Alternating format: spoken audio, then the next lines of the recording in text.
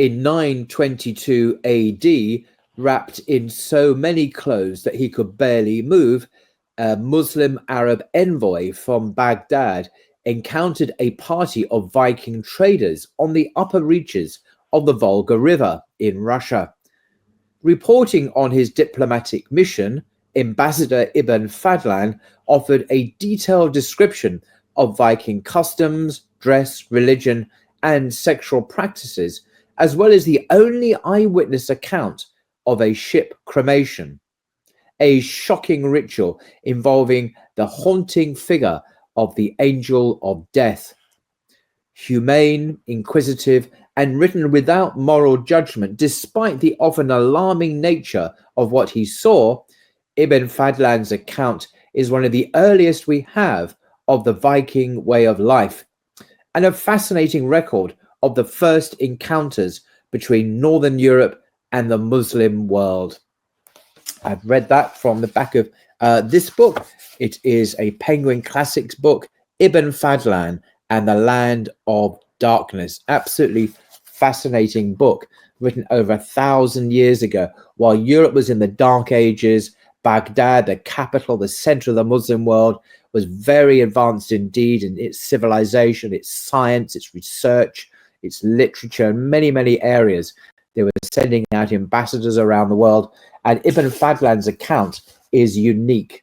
And just in the inside dust cover of the book, we read Ibn Fadlan's account of his journey from Baghdad to the camp of the Balga Khan on the Volga River in Russia in 921 is unique in Arabic literature. He was sent as an emissary, in other words, an ambassador of the Abbasid Caliph. His mission was to deliver a message and gifts from the Caliph to the recently converted Khan, who sought religious instruction for his people and wished to forge an alliance with the Abbasids to protect himself against his powerful Jewish overlords, the Khazars. The Bulgar encampment was far beyond the frontiers of the Islamic heartlands, and Ibn Fadlan faithfully recounts the customs, dress, and religious beliefs of the peoples through whose territory he passed, all of whom were still pagan. So these areas of Russia were not Christian at all at that stage.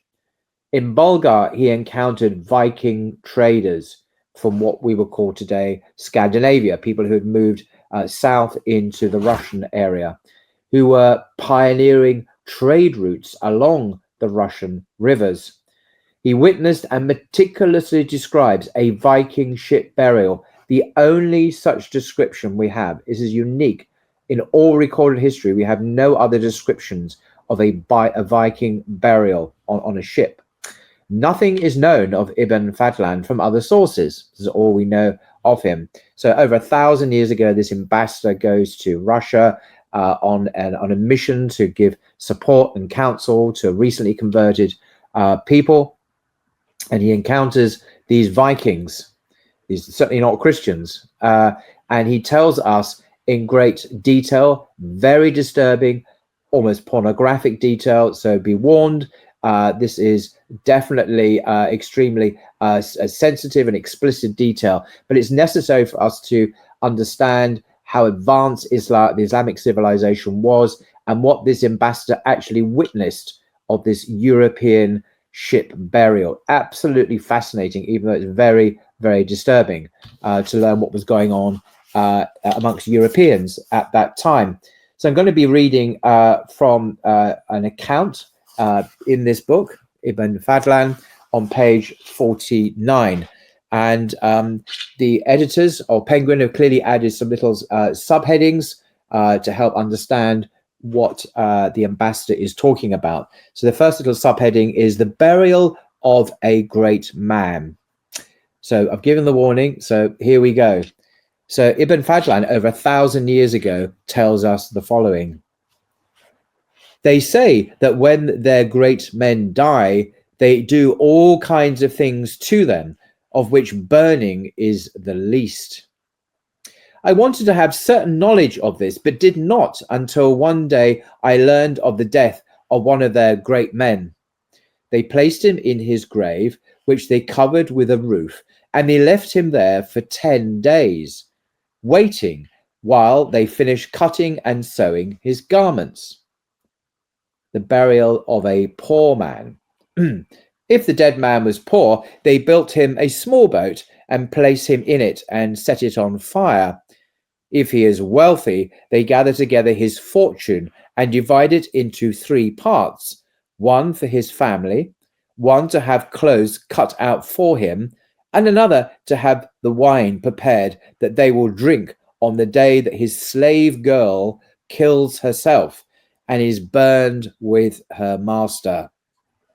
For they drink wine unrestrainedly, night and day, so that sometimes one of them dies with his wine cup in his hand. The funeral of a noble.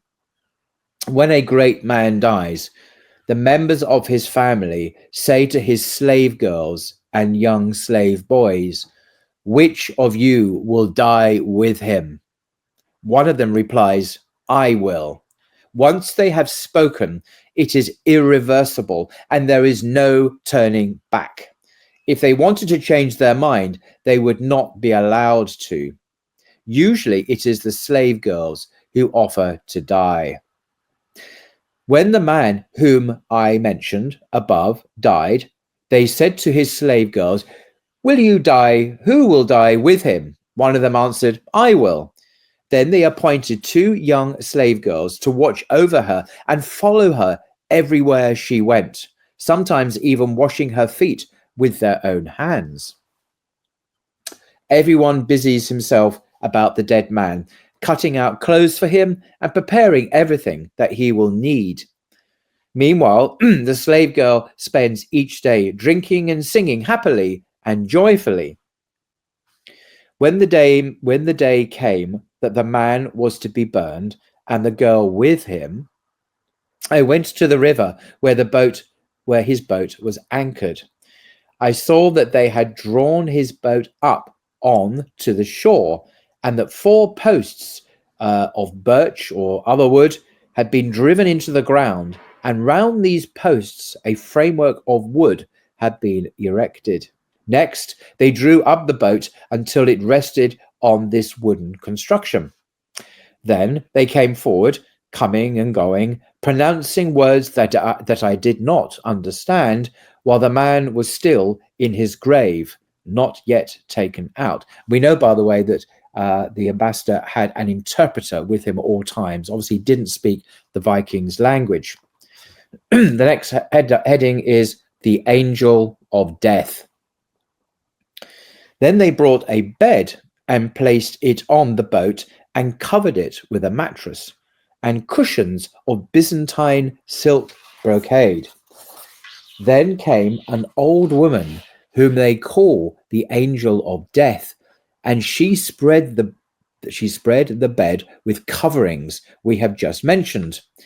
She is in charge of sewing and arranging all these things, and it is she who kills the slave girls. I saw she was a witch, thick-bodied and sinister. It's a horrific description. When they came to the tomb of the dead man, they removed the earth from on top of the wood, and then the wood itself, and they took out the dead man wrapped in the garment in which he died. I saw that he had turned black because of the coldness of the country. They had put wine in the tomb with him, and fruit and a drum. They took all this out. The dead man did not smell bad, and nothing about him had changed except his color. They dressed him in trousers, socks, boots, a tunic, and a brocade kaftan with gold buttons. On his head they placed a brocade cap covered with sable. Then they bore him into the pavilion on the boat and sat him on the mattress, supported by cushions. It's extraordinary that they're propping him up as if he was alive, sitting, surrounded by cushions and all this finery. Then they brought wine, fruit, and basil, which they placed near him. I don't know why they do this. I mean, what were they expecting him to have a drink or have something to eat? I mean, he's been dead for a week. Next, they carried him bread, meat, and onions, which they laid before him. Slightly odd. Next heading, sacrificial animals. After that, they brought in a dog, which they cut in two and threw into the boat. Then they placed his weapons beside him.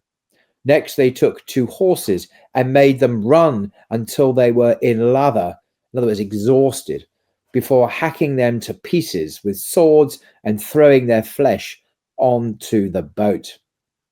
Then they brought 2 cows. Guess what they do to them? Which they also cut into pieces and threw them into the boat. Finally, they brought a cock and a hen, killed them, and threw them onto the boat as well. Now, this is where it gets very pornographic. You have been warned. The heading here, the slave girl has sex with those present. Meanwhile, the slave girl who wanted to be killed came and went, entering in each of the pavilions that had been built. And the master of each pavilion had intercourse with her, saying, "Tell your master that I only did this for your love of him." Yeah, very convincing. The next heading, the slave girl gazes on paradise. This is a very interesting section, very disturbing, of course. On Friday, when the time had come for the evening prayer, I presume he means Maghrib for the Muslims rather than the Viking prayer, they led the slave girl towards something which they had constructed and which looked like the frame of a door. She placed her feet on the palms of the hands of the men until she could look over this frame. She said some words and they let her down. They raised her a second time and she did as she had the first, and then they set her down again. And a third time, and she did as she had done the other 2. Then they brought her a chicken. She cut off its head and tossed it away. Then they took the chicken and threw it onto the boat. I asked the interpreter what she had been doing. He replied, "The first time they lifted her up, she said, 'There, I see my mother and my father.' The second time she said, 'There, I see all my dead relatives sitting.' And the third time she said, 'There, I see my master sitting in paradise, and paradise is green and beautiful. There are men with him and young people, and he is calling me. Take me to him.' They went off with her towards the boat. She took off the 2 bracelets that she was wearing and gave them to the old woman who was known as the angel of death, she who was to kill her. Then she stripped off her 2 anklets and gave them to the 2 young girls who served her. They were the daughters of the woman called the angel of death. Then the men lifted her on the boat, but did not let her enter the pavilion. Next, men came with shields and staves. They handed the girl a cup of wine. She sang a song over it and drank. The interpreter translated that she was saying what she was saying and explained that she was bidding all her female companions farewell. Then they gave her another cup, so trying to get her drunk, I suppose, intoxicating her before her killing. She took it and continued singing for a long time while the old woman encouraged her to drink and then urged her to enter the pavilion and join her master. I saw that the girl did not know what she was doing, presumably completely inebriated by this point. She wanted to enter the pavilion, but she put her head between it and the boat. Then the old woman seized her head, made her enter the pavilion, and went in with her. The men began to bang on their shields with staves to drown her cries, so that the other slave girls would not be frightened and try to avoid dying with their masters. Next, 6 men entered the pavilion and lay with the girl, one after another, after which they laid her beside her master. 2 seized her feet and 2 others her hands. The old woman, called the angel of death, came and put a cord around her neck in such a way that the two ends went in opposite directions. She gave the ends to two of the men so they could pull on them. Then she herself approached the girl, holding in her hand a dagger with a broad blade, and plunged it again and again between the girl's ribs, while the two men strangled her with the cord until she was dead. The next section is subtitled The Burning of the Boat.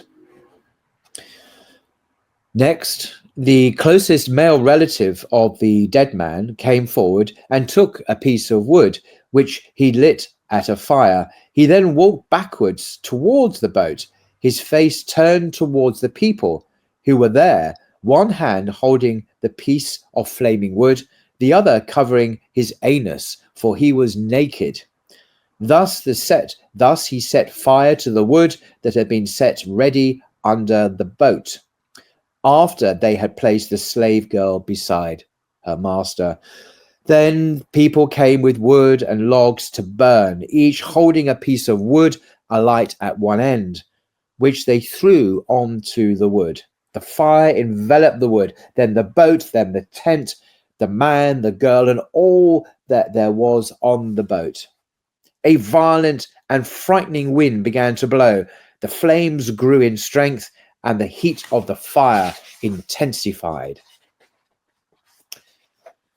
One of the Rus, the Russians, I suppose, was standing beside me, and I heard him speak to my interpreter. I asked the latter what he had said. He replied, "You Arabs are fools." "Why is that?" I asked him. He said, "Because you put the men you love most and the most noble among you into the earth, and the earth and the worms and insects eat them. But we burn them in the fire in an instant, so that at once and without delay they enter paradise." Then he began to laugh in a very excessive way. I asked him why he was laughing, and he said, "His Lord, for love of him, has sent a wind that will bear him hence within an hour." And indeed, not an hour had passed before ship, wood, girl, and master were no more than ashes and dust. And that's the end of the quote from this book, Ibn Fadlan and the Land of Darkness. It goes on, there's further account of the raising of a grave mound and other things. And there are other accounts in this book by other Muslim traders and visitors around the world. Very, very interesting indeed. The bit at the end is particularly interesting.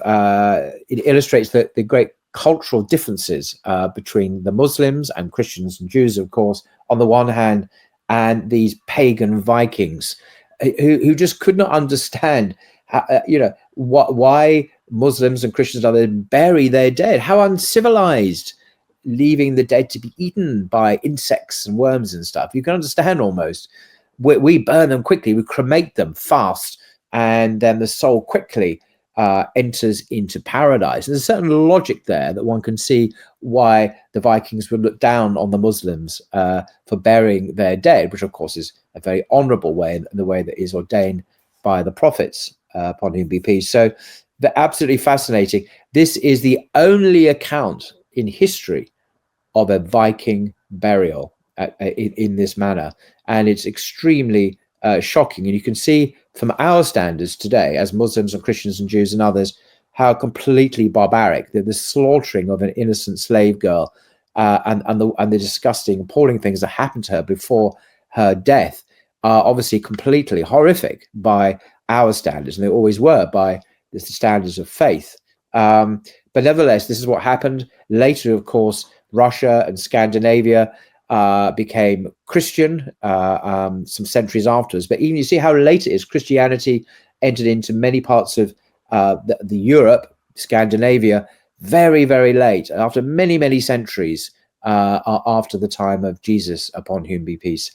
But absolutely fascinating and disturbing and unique account I wanted to share with you. So if you wanted to read other such stories from other Arabic explorers from the 9th to the 15th centuries, many of which have never been translated into English before, you can read them here. Till next time.